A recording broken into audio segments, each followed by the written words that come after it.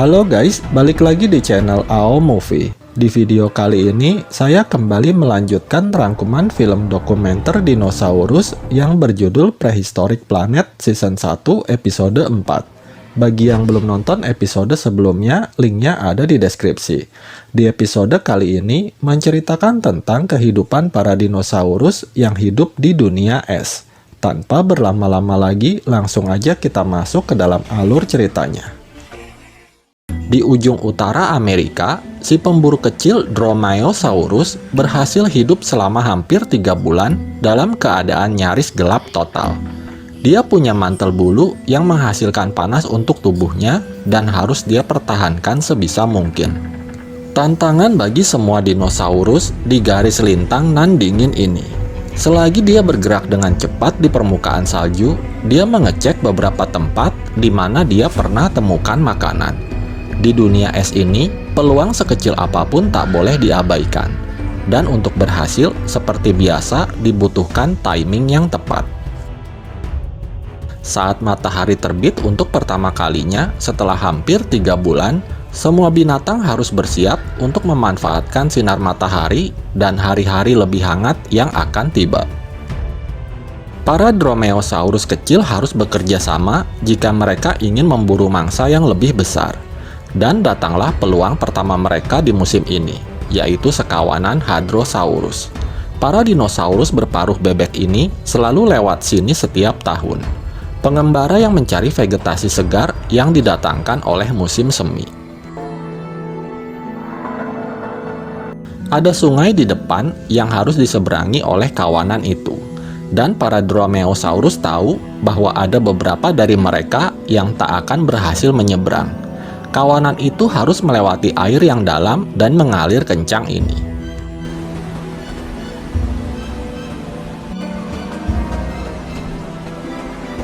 Pemimpin mereka mencoba memilih penyeberangan teraman, sementara kawanannya mengikuti dengan hati-hati.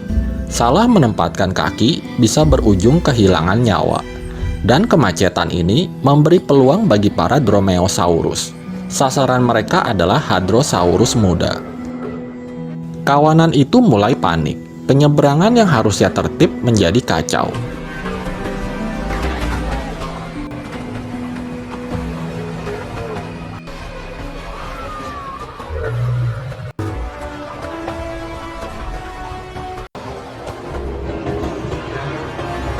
Beruntung, salah satu anak yang tercebur berhasil selamat dan mereka pun lanjut berjalan. Tapi sungai ini telah membawa korban.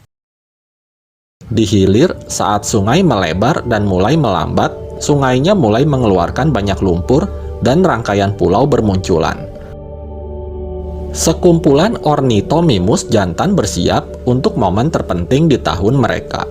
Dinosaurus aneh serupa burung unta ini memilih keamanan di pulau ini. Untuk mengikis kawah yang dangkal, tahap pertama adalah membuat sarang. Saat yang betina tiba, mereka akan memilih kawin dengan jantan yang membuat sarang terbaik. Mencari bahan bersarang yang cukup tidaklah mudah. Karena itulah beberapa Ornithomimus memilih mencuri. Sarang yang tak terjaga adalah godaan besar. Di koloni seperti ini, pencurian bisa jadi sangat lumrah. Tapi pencurian itu sangat beresiko.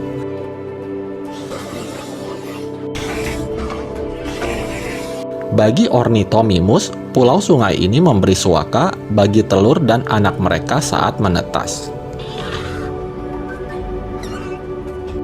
Lebih jauh ke utara, suhunya lebih rendah dan kondisinya lebih sulit. Tapi itulah tempat yang dituju para Hadrosaurus besar berjambul ini untuk memanfaatkan satu lokasi tertentu. Lokasi yang menawarkan sesuatu yang spesial. Leher panjang dinosaurus ini tampak elegan. Dan itulah yang memberi nama mereka, Olorotitan, si angsa raksasa. Mereka menuju salah satu wilayah vulkanis terbesar di dunia, tempat yang berbahaya dan tak bersahabat. Tapi Olorotitan kembali kemari setiap tahun karena gunung berapi menjaga daratannya tetap panas. Jadi, disinilah mereka bersarang. Pasir vulkanis yang mahal berfungsi sebagai inkubator telur mereka. Dan beberapa minggu setelah kawanan tiba, telurnya menetas. Hadrosaurus mengurus anak mereka dengan baik. Mereka membawa banyak tumbuhan untuk makanan anaknya. Tiap sarang bisa menampung lebih dari 20 keturunan. Tanaman hijau di sini tumbuh cepat dan dalam jumlah yang cukup untuk menghidupi seluruh kawanan. Di hari-hari musim panas yang panjang, bayi Hadrosaurus tumbuh cepat. Mereka bisa mencapai separuh ukuran orang tuanya di tahun pertama. Kolam yang hangat dan dangkal adalah tempat pembiakan yang bagus untuk nyamuk. Hadrosaurus punya kulit yang tipis, dan karena itu imunitas mereka rendah terhadap serangga penghisap darah.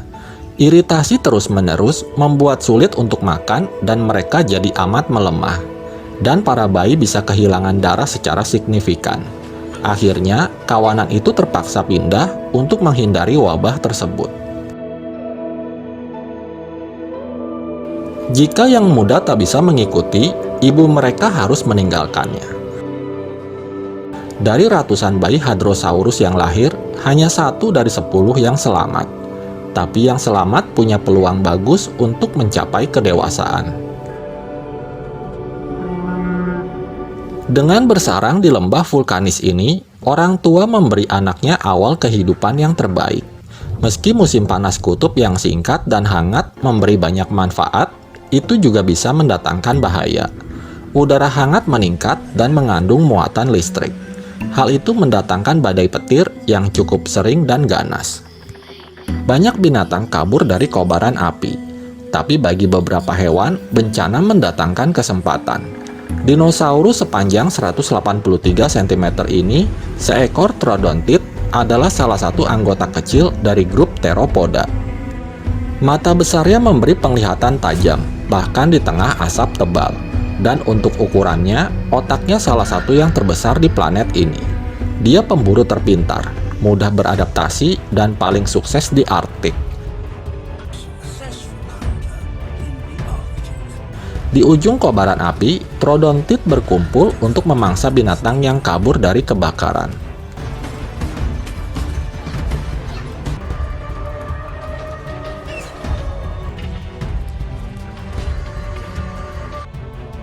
Dengan berakhirnya musim panas singkat, hutan yang selamat dari api musim panas mulai berubah warna. Di Antartika, es menempel di gunung-gunung tertinggi bahkan saat di musim panas. Tapi kini, dengan suhu menurun dan siang hari semakin singkat, musim salju di kutub menyebar lagi di seluruh daratan.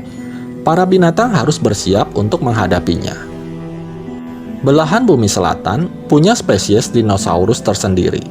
Mereka bertiga adalah Antarctopelta muda, dinosaurus kecil pemakan tumbuhan. Mereka juga salah satu hewan paling berlapis baja di dunia.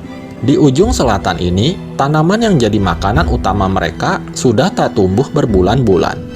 Dengan menipisnya makanan, para herbivora besar ini kembali untuk mencari makanan di tanah yang lebih hangat.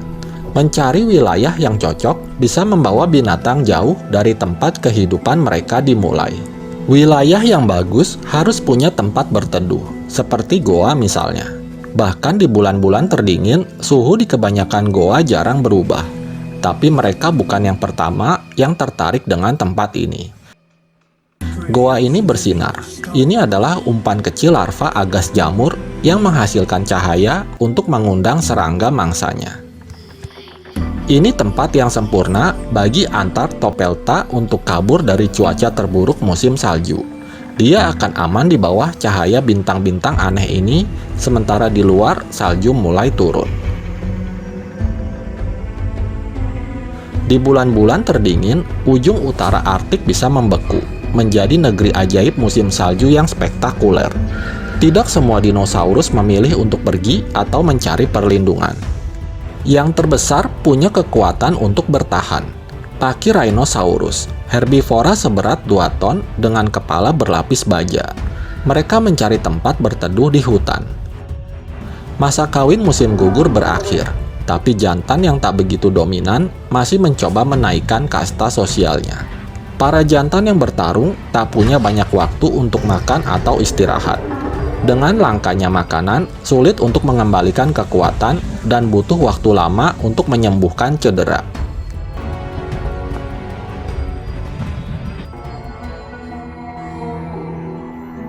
Nanooksaurus, kerabat T-Rex yang lebih kecil namun mampu membunuh Pachyrhinosaurus.